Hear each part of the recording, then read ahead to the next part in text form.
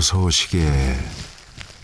길도 없었을 텐데 이 부풍 한설 뚫고 온 자네도 참 앵간하네 그려.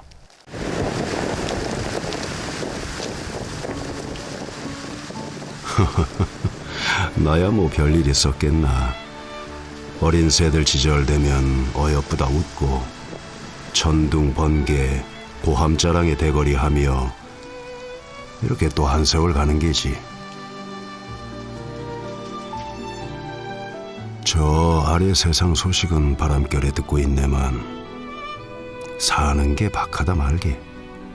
만고 풍성을 지고 나는 그리 천년을 살았네. 자네는 올해 몇인가?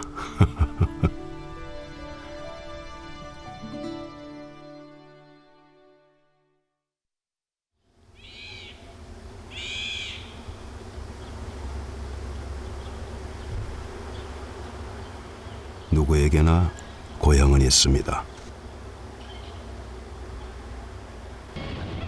망망한 바다를 향해 뱃머리를 두는 것도 돌아올 항구가 있기 때문인지도 모릅니다.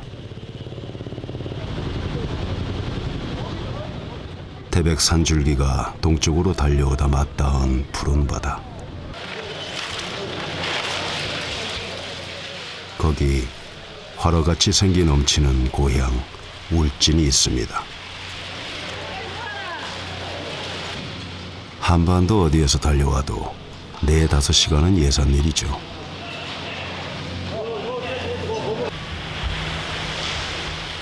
그렇게 자연의 장막에 가려진 땅. 산은 바다를 닮고 바다는 산에 물들어 버렸습니다.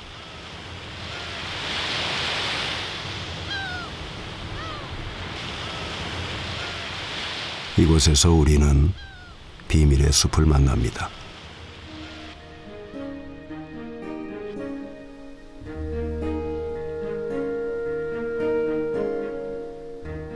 백두대간. 울진군 서면 정상부의 바람능선. 그곳에 세월이 빚어낸 소나무 군락지가 펼쳐져 있습니다.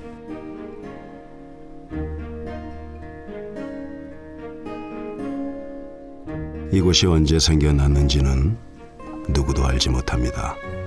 다만 나이테를 촘촘히 두른 저 붉은 소나무만이 인간이 가늠할 수 없는 세월을 새기고 있지요.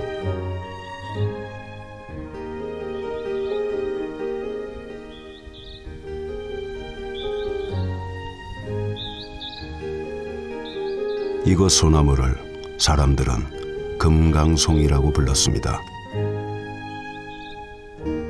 부처가 지닌 7가지 보물 중 하나인 금강석은 영원 불멸의 상징. 500년을 너끈히 살아온 이 금강소나무는 여전히 붉은 기운이 성성하고 봄이 되면 푸른 솔잎가지에 새순 틔우기에 바쁩니다. 무릇 자연의 섭리란 그런 것이죠. 용준 아재가 무엇에 쓰려는지 금강송 속을 파내고 있습니다. 소나무만큼 우리네 삶과 닿아 있는 나무가 있을까요?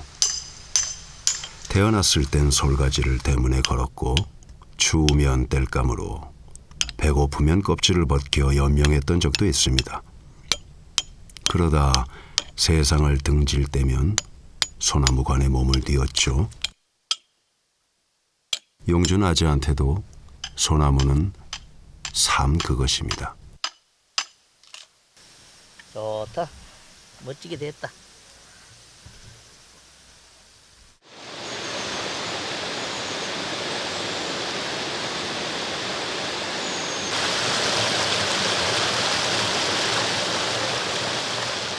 마른 계곡에 물이 차오르는 봄.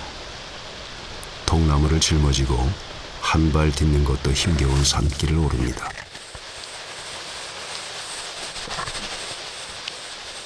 용준 아재는 이곳 울진군 소광리가 안택고향. 그래서 그런지 길 없는 금강송 숲길을 눈 감고도 훤히 꿰고 있습니다.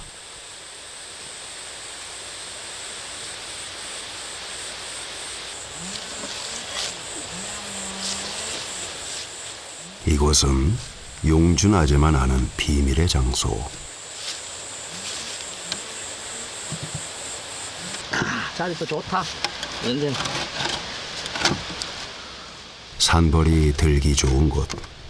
거기에 통나무를 세워 자연산 벌꿀을 채취합니다.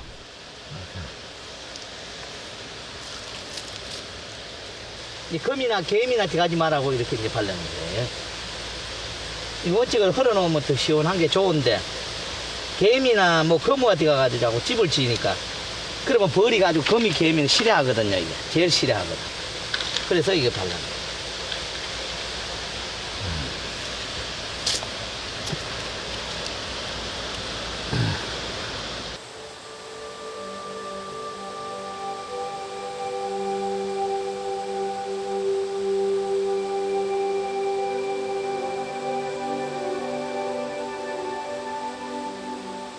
산벌도 새 집이 낯선지 기웃거리질 않는데요.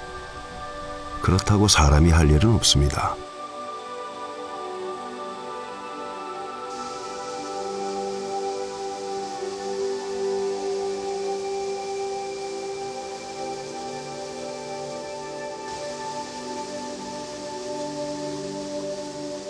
금강송 숲에 깃든 자연은 오롯이 자연의 목. 인간도 그들 곁에서 함께 살아가며 세월과 인내를 배웁니다.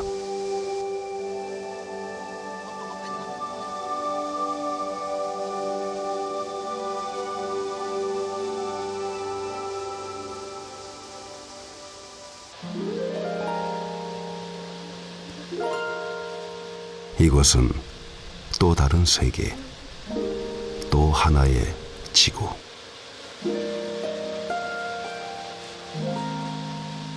수천 마리의 벌들은 이제 그들의 숭고한 작업에 몰두할 겁니다.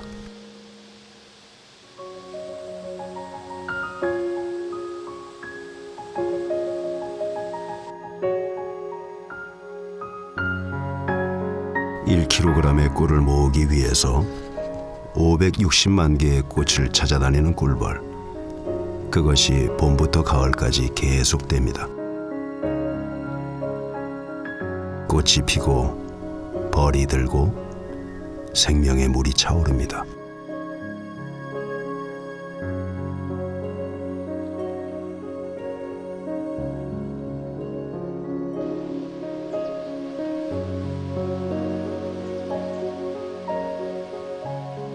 장맛비는 숲을 지키는 또 다른 장막.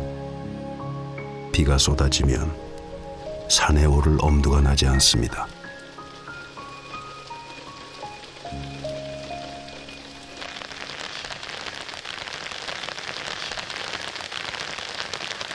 장마전선이 남쪽으로 물러나면서 대부분 지방의 비는 그쳐가고 있습니다.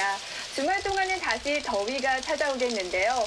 그동안 내린 비 때문에 습도도 높아서 후덥지근한 날씨가 예상됩니다. 강한 비구름은 대부분 동쪽으로 물러났지만 아직 강원 영동과 영남 지방에는 비구름이 남아있는데요. 이 지역은 내일 새벽까지 비가 이어지겠습니다. 기상정보였습니다. 금강송 숲이 좋아 산기슭에 아예 주저앉아버린 노인은 비가 개기만을 기다립니다. 소나무 사진작가 장국현 씨는 언제부턴가 금강송 숲만 그렸습니다.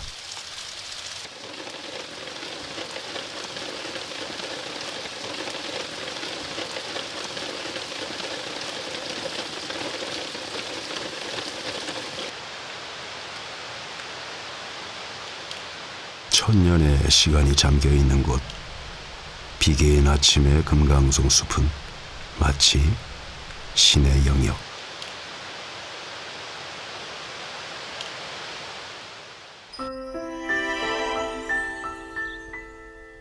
그 잣대가 고와 미인송이라고 특별히 부르는 이 나무는 350년을 살았습니다.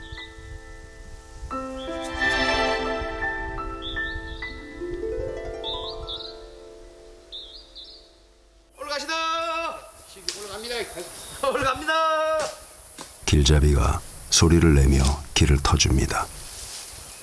하도 길이 험해서이기도 하지만 최고의 목재로 인정받아온 금강송 숲은 과거 조선 왕실로부터 입산 금지 구역인 봉산으로 지정되어 철저하게 보호받아 왔는데요. 워낙 깊은 산속이라 전쟁과 벌목에서도 숲은 용케 살아남았습니다. 여의도의 8배나 되는 면적에 200년을 훌쩍 넘긴 노송만 8만 그루. 이처럼 금강송 군락을 이루게 된 것도 척박함에도 자라는 소나무의 습성 때문입니다.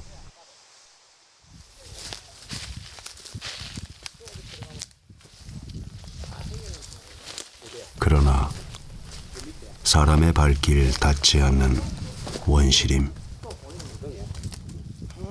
그곳은 언제나 예기치 않은 위험이 도사립니다. 멋지게 참 만들어주네. 세상에. 7.4로 불리는 까치살모사. 맹독을 지닌 녀석입니다.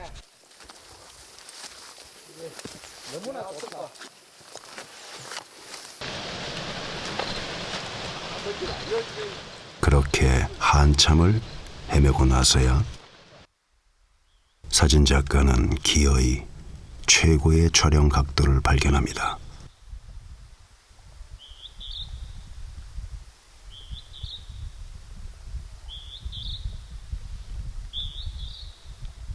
(100년도) 못 사는 것이 인간. 그 몇 곱절을 살아온 소나무는 모진 세월의 삭풍을 굽어지고 휘면서 견뎌왔습니다. 그 모습은 예술, 그 찰나의 신비로움을 포착하기 위해 작가는 기다리고 또 기다립니다. 그에게 있어 소나무는 단순한 피사체가 아닙니다. 어려울 때 강하다니까. 그래서 우리가 5,000년 역사를 지금 지켜오고 있거든. 그래서 소나무도 마찬가지라. 이게 척박한 때 자라는 소나무가 오래 살고 멋이 있고, 사람도 보면 역경과 고난을 극복해야지 멋이 생기거든. 그 역경과 고난을 극복 안 한 사람은 성공할 수가 없고 또 멋이 없다 함께. 수백 년의 세월을 건너온 금강송은 그저 오래 자란 노송이라기보다는 차라리 신송. 수만 번의 정으로 빚어낸 석공의 탑이 이보다 더 고고할까요?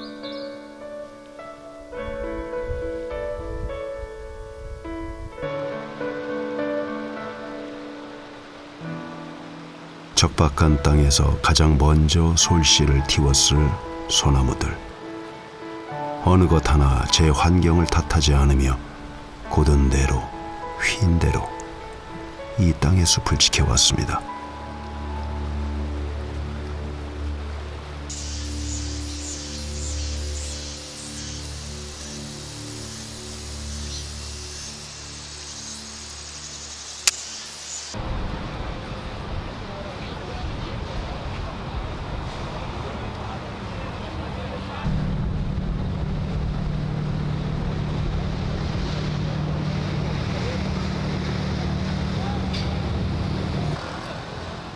전 세계 예술인의 공간으로 유명한 파리의 시떼 데자르. 도인처럼 금강송 군락지를 누볐던 작가가 파리 시민들과 만났습니다. 10년 동안 살면서 지금 계속 작업을, 촬영 작업을 하면서 이 사람이 있어요. Moi j'habite juste au pied de ce pin et je travaille sur cet arbre depuis plusieurs années.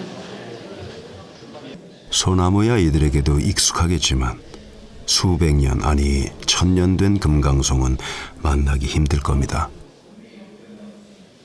Là, j'ai vu beaucoup de choses qui rendent l'arbre, qui personnalisent l'arbre. Maintenant, j'ai l'impression que chaque arbre est vraiment différent, comme chaque personne est différente aussi. Mais évidemment, c'est tout à fait étonnant. J'aurais jamais imaginé qu'on puisse photographier des arbres comme ça, aussi nombreux, et qu'ils soient tous aussi différents les uns que les autres. Hein. C'est une très belle exposition. Vraiment, je suis contente de l'avoir vue. 살아있는 자연유산, 울진 금강송의 가치를 알리기 위한 전시는 모두에게 감흥을 주었습니다.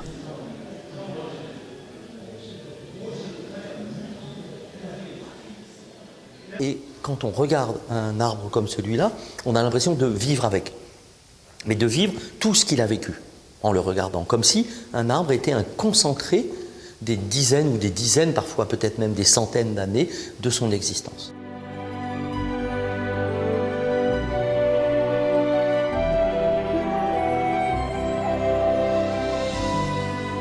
산에서 내린 물은 계곡을 만나 깊어집니다.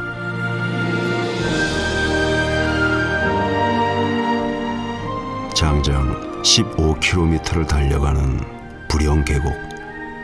그 변화무쌍함으로 작은 금강산이라 하여 소금강으로 불렸습니다.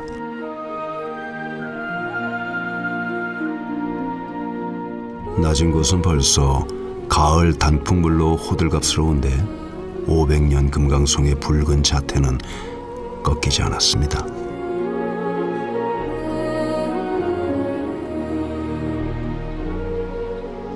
나고 자람에 따라 때깔이나 모양새가 다르듯 이곳 금강송은 곧게 자라기로 유명합니다.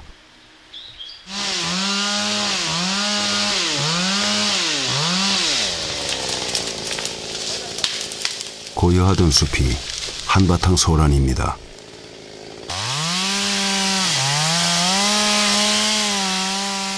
톱질에 50년 좋게 묵은 금강송이 쓰러집니다.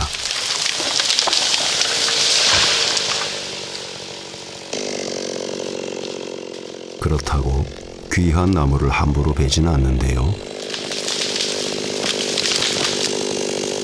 성질이 뭐 굽었던가 벌레 먹었던가 병이 걸렸다든가 뭐 여러 가지 등등 뭐 돌게 내려오다 껍데기가 뺏겨가지고 그런 거 하고. 잘려나간 둥치의 단면을 보더라도 금강송은 다른 소나무보다 나이테가 3배쯤 더 촘촘합니다. 단단하고 뒤틀림이 없는 데다 송진이 적어서 쉽게 썩지도 않는데요. 그러니 최고의 목재로 대접받을 만하죠.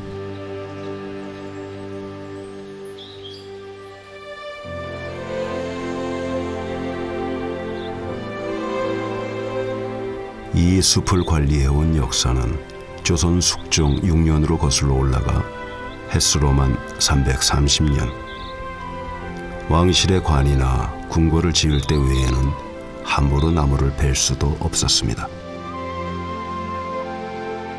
지금도 이곳은 산림유전자원 보호지역으로서 천년숲을 지키기 위한 노력이 계속되고 있습니다.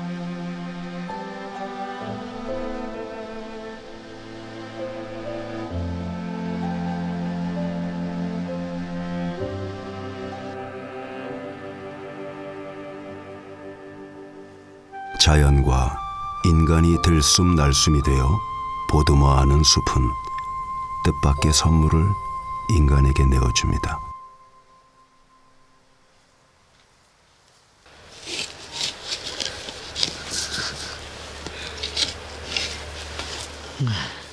금보다 더 귀하다는 울진 송이.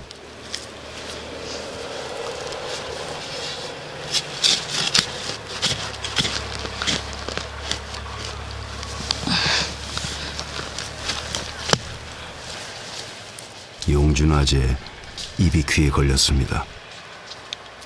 좋죠. 이거 하나만 따면 기분이 제끼 좋죠. 이게 도이가 한 몇만 원 가는데요.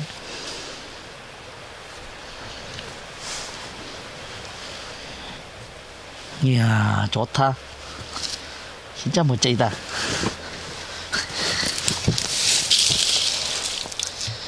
이야, 굴레. 진짜 좋습니다. 아, 기분 좋다. 야. 산삼을 하늘이 내리듯 진짜 송이도 마찬가지입니다. 이거 많이 납니다, 여기 송이가. 이거 봐. 어미야. 이거 봐요. 여기 막 송이가 막 나는데. 에?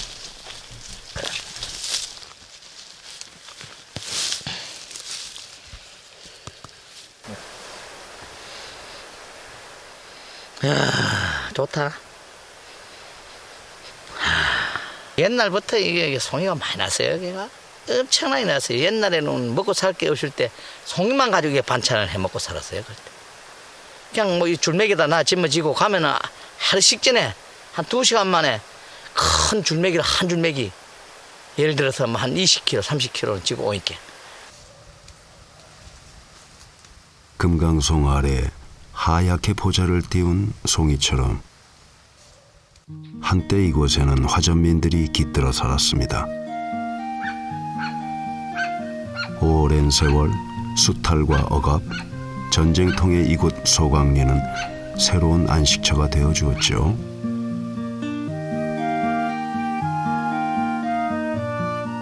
옛날부터 화전민이 살면서 밭이 많다 하여 널밭골이라고도 불렸다는데요.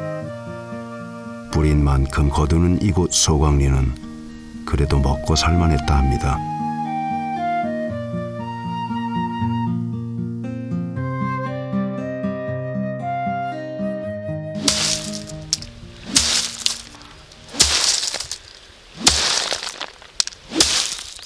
집 앞 텃밭은 어머니의 삶. 웬만한 장정보다 콩타작이 맵습니다. 평생 바지런한 우리 어머니, 손이 노는 걸 못 견디셨죠. 아유 뒤다. 아유 뒤다. 아유 뒤래.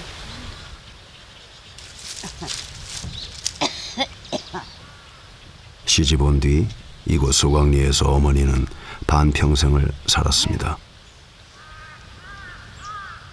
그러다 보니 백발도 성성해지고 여기가 이제는 고향인 듯합니다.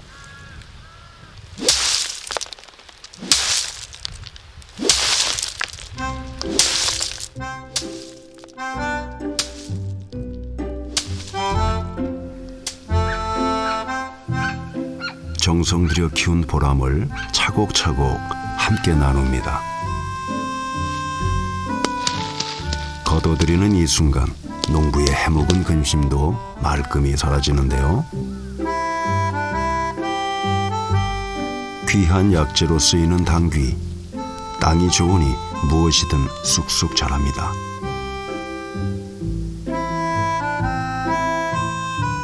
이게 한 2개월 넘도록 놔둬야 이게 바삭 말라야 돼요. 99% 말라야 이게 저기 덜마린지는 안 되잖아요. 출하를 못합니다.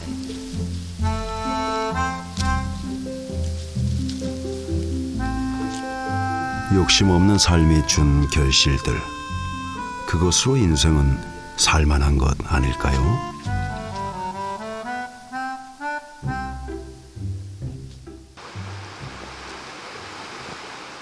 울긋불긋 계곡이 물듭니다. 가을의 금강송 숲은 화려한 단풍물에 자신의 자리를 내어줍니다.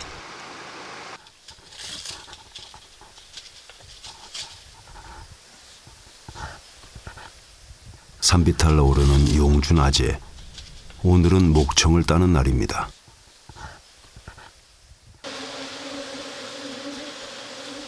일년 농사처럼 목청은 가을에 한 번 꿀을 땁니다.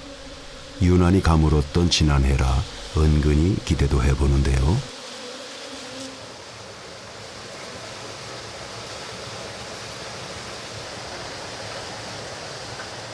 촘촘하게 지어진 수억 개의 방들. 이 육각형의 방 두께는 0.1mm. 집 자체 중량의 30배에 달하는 꿀을 저장할 수 있을 정도로 튼튼한데요. 그야말로 방방마다 꿀이 흘러넘칩니다. 우와.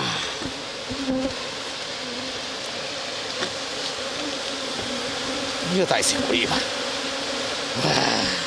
놀라운 건 저뿐만이 아니군요. 용준아재, 벌통 들여다보자마자 싱글벙글, 벌에 쏘이는 것쯤은 아무것도 아닙니다. 자, 이거 봐. 이야, 잘 익었다. 좋다, 좋아. 오, 이거 진땡입니다. 진땡. 와. 숙성이 가도 좋다 이거. 진땡이 흔히들 쓰던데 진짜 꿀이다. 이쯤으로 해석해 볼 수 있겠네요. 요즘처럼 진짜를 만나기 어려운 세상에 토종 벌꿀이야말로 귀하디 귀한 존재. 금강송 숲이 품은 자연은 모든 것이 진땡입니다.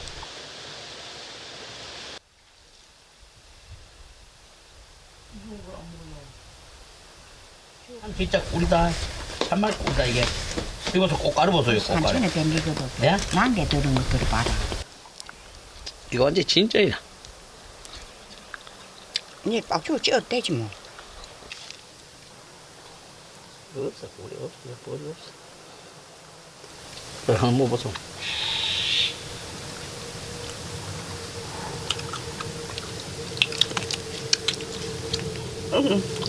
이 벌이가 어디 안 되는 게 없어. 우리는 몰래지만 다 들어. 들어가지고 이 벌이가 만들어. 뭘 어디 가서 갖고 와요? 꽃 찌고 뭐 풀 찌고 뭐 물 찌고 바닥물 찌고 뭐 어마 해가지고 이제 지가 제조를 해가지고 만들어. 새그럽다. 그 좋은 것만 드셔서 그런지 구순이 된 어머니는 여전히 정정합니다.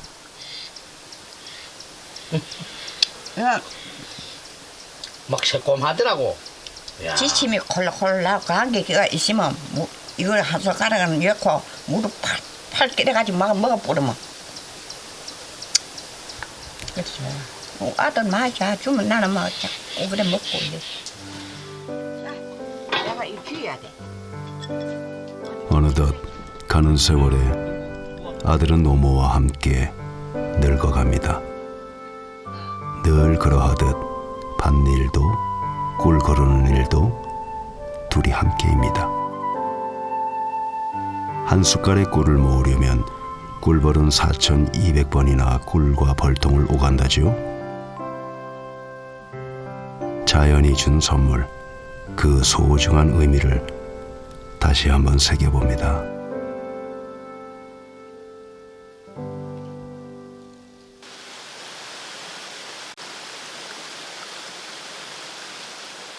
늦가을 빗방울이 굵어지면 곧 겨울. 이 땅의 수많은 나무들이 겨울 채비에 잎을 떨구고 움츠려야 비로소 소나무가 얼마나 푸른지 알 수 있습니다.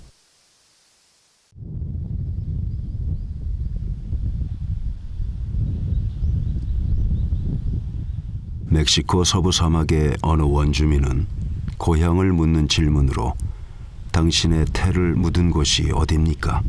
라고 했답니다. 내가 태어난 곳, 그곳을 향한 그리움은 본능에 가깝습니다.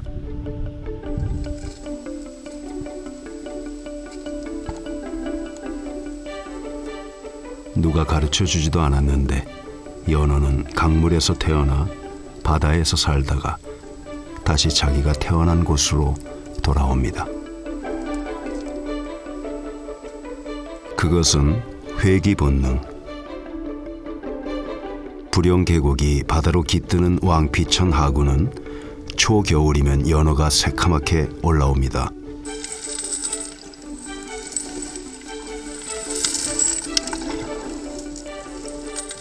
그런데 어쩐 일인지 연어들이 그물에 막혀 그들의 안태 고향을 찾아갈 수가 없게 됐습니다.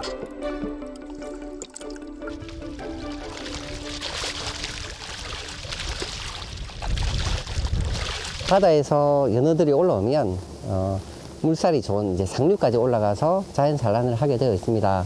하지만 지금 우리나라 하천들이 건천이라서 이렇게 좋은 환경들이 못 되고요. 기본적으로 물고기들의 좋은 먹이가 됩니다. 그렇게 해서 생존율이 이렇게 많이 떨어지게 되는데 저희들은 하구에서 좋은 상태의 알들을 받아서 이제 부화하고 또 이렇게 어린 고기들을 건강하게 키워서 또 생존율을 많이 높이게 됩니다. 철새처럼 찾아든 연어들. 그들의 고향은 사라져버린 걸까요?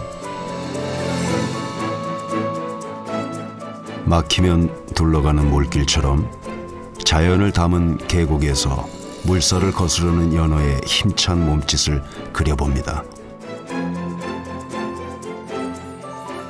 그야말로 무인지경, 너무 멀고 험해서 사람의 발길이 끊어진 이곳을 자연이 대신 품었습니다. 골짜기로 파고들수록 계곡은 깊어갑니다.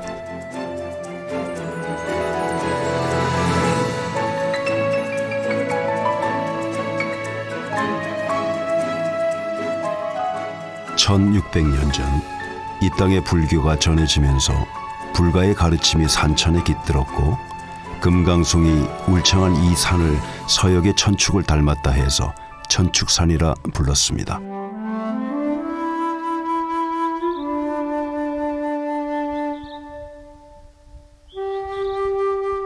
그 산자락에 앉은 천년 고찰이 불용사. 651년 의상대사가 창건한 이 절은 산능선의 부처 바위가 연못에 비친다 해서 불용사.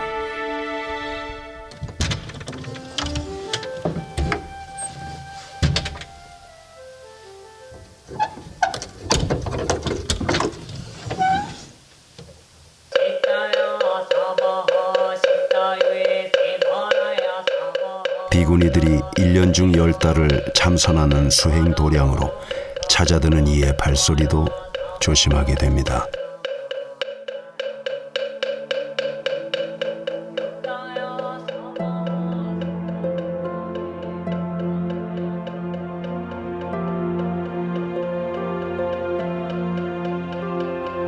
우리네 사찰들 대부분에 솔숲이 있고 암자 주위를 소나무가 병풍처럼 두르고 있습니다.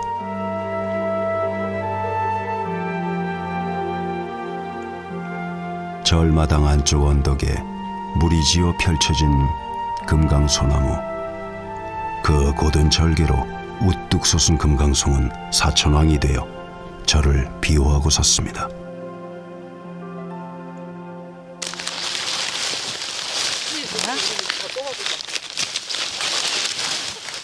초겨울이면 고요했던 불용사가 분주하게 일렁입니다.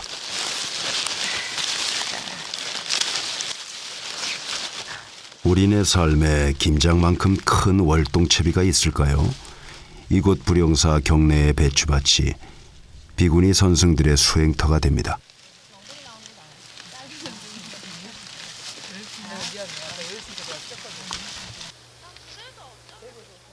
불용사의 김장 울력. 울력이란 불가에서 대중이 함께하는 노동을 말하는데요. 파랗게 깎은 여수님들이 수행하듯 키워낸 배추로 불용사의 명물 김치를 담글 겁니다.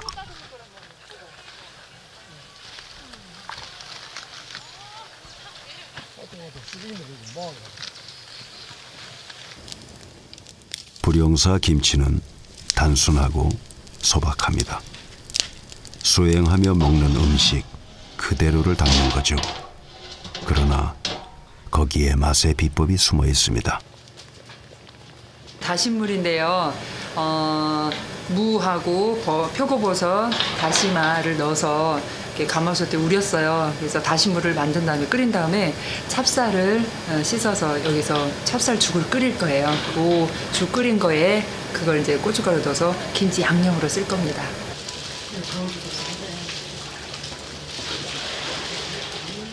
그야말로 자연을 닮은 건강한 음식. 그건 좀 해야 돼. 오랜 세월 수행해온 비구니 스님들만의 음식 문화가 대물림되어 내려온 것이죠.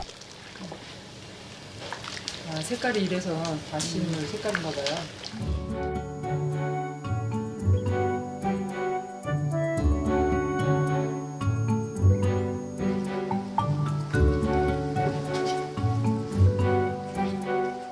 여염집 툇마루에 옹기종기 모여서 품앗이 하듯 나누는 김장 풍경처럼 이곳 불용사 스님들의 김장 울력도 참 정겹습니다.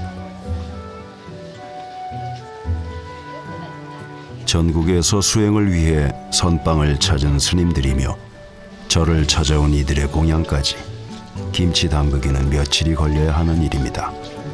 그러고 나면 산중 암자의 겨울나기는 이제 걱정이 없습니다. 겨울에 뭐 눈이 오구나. 그러니까 눈이 오면 뭐 허리까지 1m 20까지도 눈이 오거든요.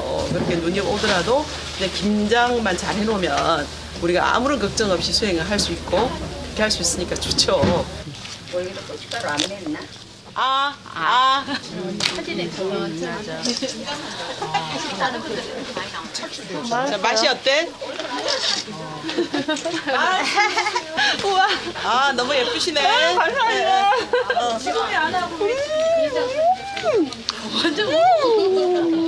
진짜 맛있어. 말이 안 나와. 아우.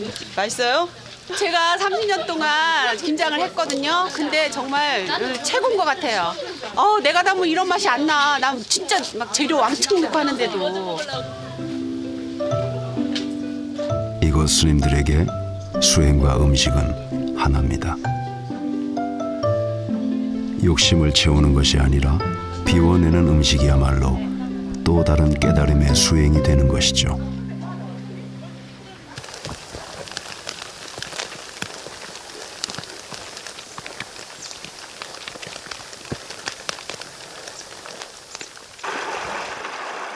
오랜 세월 이 땅의 기계를 상징해온 소나무. 황량한 겨울산이 산다운 것도 이 푸르름 덕분일 겁니다. 숲도 마을도 온통 눈세상. 겨울 채비를 마친 산집들은 인기척이 느껴지지 않을 정도로 적막한데요. 이곳은 시간도 더디게 흘러갑니다.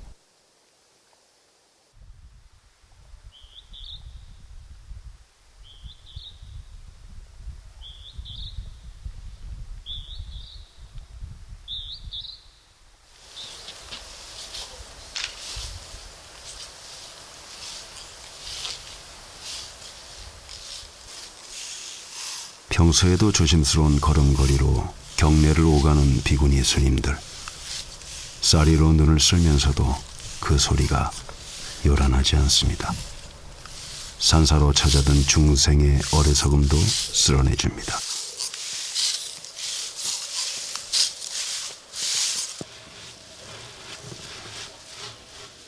모든 것이 마음의 정화. 세상을 하얗게 덮은 눈을 쓸면서도 머리를 비우고 마음을 다독이는 또 다른 의미의 참선을 이어갑니다.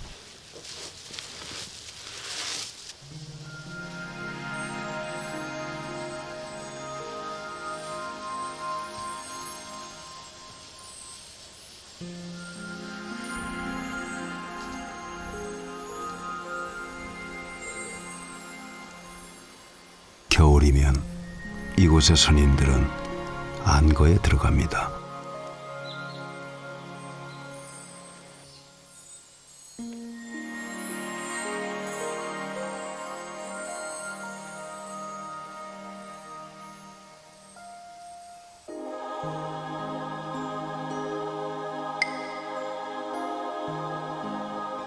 나를 온전히 버렸을 때, 그때야 비로소 어지럽던 마음도 고요해집니다.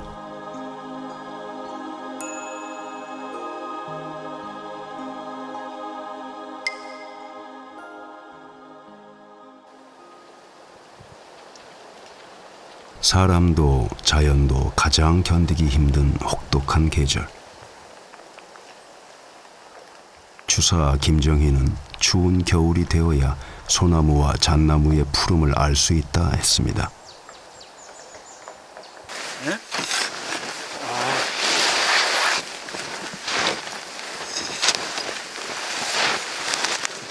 푹푹 쌓인 눈은 신라 같은 길마저도 지워버렸습니다.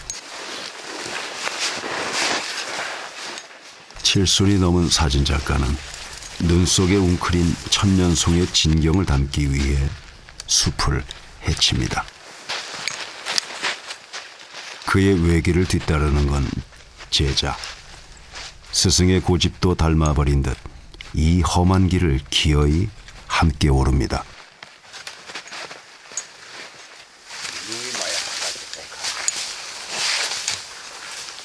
인간계와 멀어질수록 이곳 풍경은 신비로운 선계, 천년숲에는 위험이 서립니다.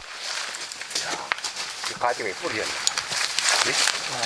이 큰 나무가 뿌리에 얼마나 가람이 샜으냐.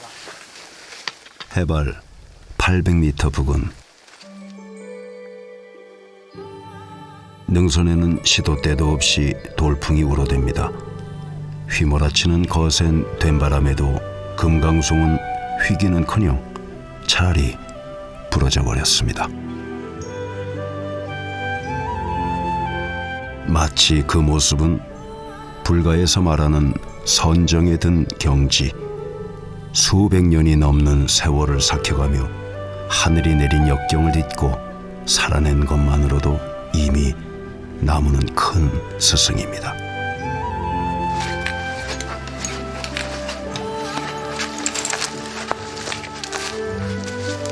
누구라도 그 앞에서는 말문이 막혀버립니다. 천년송입니다. 오 년 전 작가는 이 나무를 발견한 뒤 눈 내린 진풍경을 찍기 위해 무던히 애를 써왔습니다. 5m가 넘는 둥치의 난 가지들은 꺾이고 굽어지고 휘면서 천년 세월을 화석같이 기록하고 있습니다. 가지 하나하나가 전부 뱀의 형상을 하고 있다고 보면 자세히 관찰해 보면. 그래서 이 나무가 더 이제 힘이 있고 기상이 좋고 그런 나무에 속한다고. 이것은 극한의 지형과 기후 조건이 만들어낸 하늘의 작품. 벼랑 끝 암벽에 뿌리를 내리고 천년을 살아야 지금의 모습이 됩니다.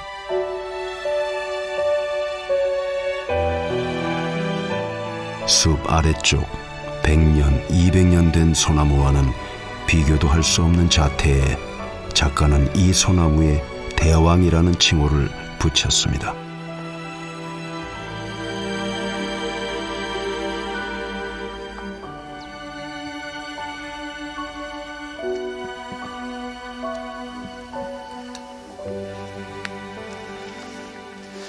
내일 일개벌 뭐라 갑니까? 내일 일개부 이쪽 지방에 대설주의보 내렸답니다. 내일이야? 네, 이쪽이야? 네. 그럼 그렇게 이제 되겠네, 내일 되면. 불도 피울 수 없는 숲속에서 물과 굳은 빵으로 허기를 달랩니다. 눈에 고립된 적도 숱합니다. 그리고 이런 소나무들이 지금 지구온난화를 해가지고 앞으로 한 100년 이내에 우리 한반도에서 사라진다 그러거든. 그리고 우리가 지금 이런 고생되더라도 이런 우리나라에 대단한 세계적인 소나무가 있다 하는 걸 사진으로 남겨가지고 후손들한테 물려준다 그러는 거는 내가 사진을 했기 때문에 마지막으로 이제 내가 마지막 여생을 이렇게 기록을 남겨가지고 우리 후손들한테 물려줘야 안 되겠나 하는 어떤 내 나름대로 사명감을 가지고 지금 작업을 하고 있다니까.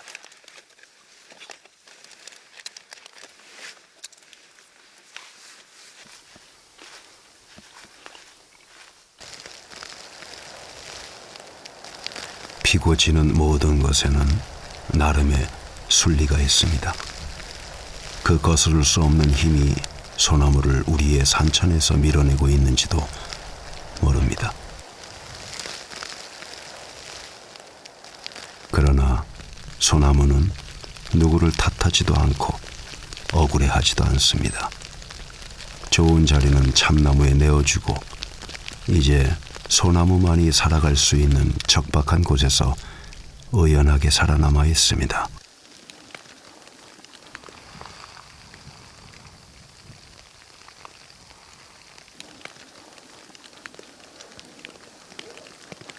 만고 풍상을 이겨낸 금강송, 철갑을 두른 채 얼마만큼의 세월 푸르렀을까요?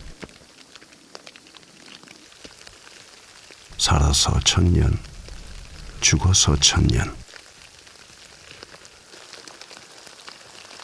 세월의 옹이가 박힌 소나무는 부르트고 갈라지면서도 용틀이 많은 낙낙장송을 이뤄냅니다.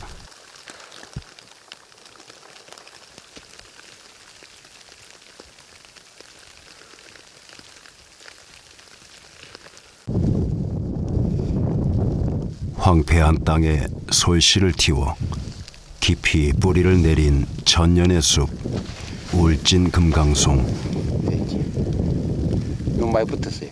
이 숲이야말로 천년 역사를 간직해온 우리의 위대한 유산입니다.